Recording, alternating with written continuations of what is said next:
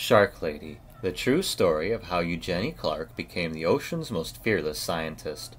Written by Jess Keating.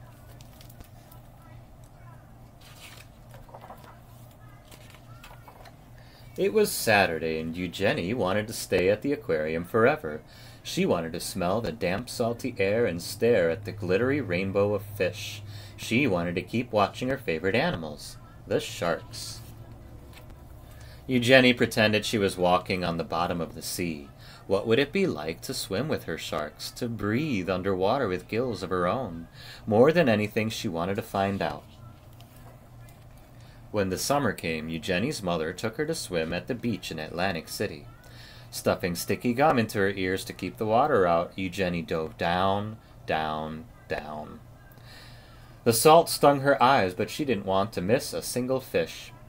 Constellations of sea stars speckled the pebbled sand, and she imagined a silvery fin standing strong on her back, slicing through the ocean current. To others, sharks were ugly and scary, but Eugenie knew they were beautiful.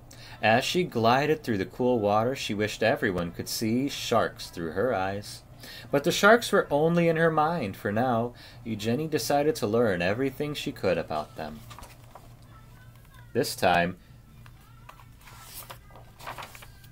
So she dove, this time into books.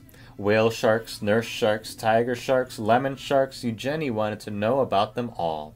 She also joined the Queens County Aquarium Society as its youngest member.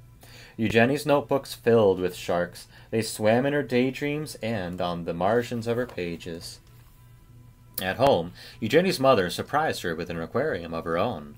A 15-gallon tank was much too small for sharks, but Eugenie saved her allowance to buy guppies, clownfish, and coral red snails. It felt as big as an ocean in her room. Their small apartment became an aquarium, a laboratory, and a sanctuary.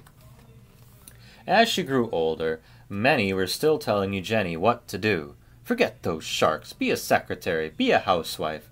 Eugenie wanted to study zoology, but some of her professors thought women weren't smart enough to be scientists or brave enough to explore the oceans, and they said sharks were mindless monsters.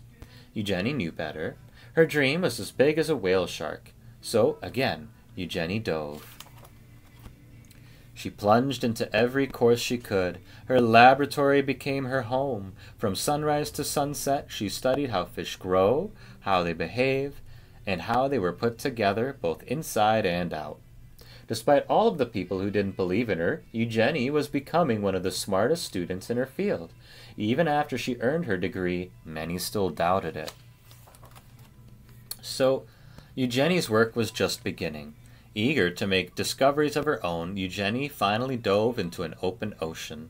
In the Red Sea, Eugenie collected hundreds of fish, including 3 new species that had not been discovered before: the Red Sea sand diver, the barred Xenia piper fish, and the volcano tripplefin. What a cool name. On a research mission exploring the Palau Islands, Eugenie was diving alone when she encountered her first ever wild shark. She wasn't afraid. Instead, she thought it was beautiful. In Isla Mujeres, she dispelled the myth that sharks must keep moving to stay alive when they swam, because she swam through dark caves, still and silent, full of resting sharks. Eugenie's daring heart grew bolder with each dive. Soon they began to call her Shark Lady. Eugenie had proven she was as smart enough to be a scientist and brave enough to explore the oceans.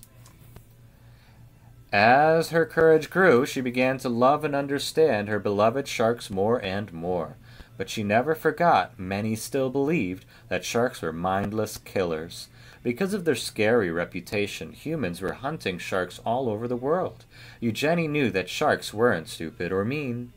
She was determined to prove everyone wrong. Eugenie fished through her mind and devised a brilliant experiment. Could she train a shark the way a person trains a dog? Were sharks much smarter than anyone knew? And they were. Eugenie was the first scientist in the world to train sharks, and even learned they could remember their training for a few months after. Sharks were not mindless killers. Sharks were beautiful. Sharks were smart. They deserved to be studied, protected, and loved. And Eugenie's dream was now a dream come true. The end.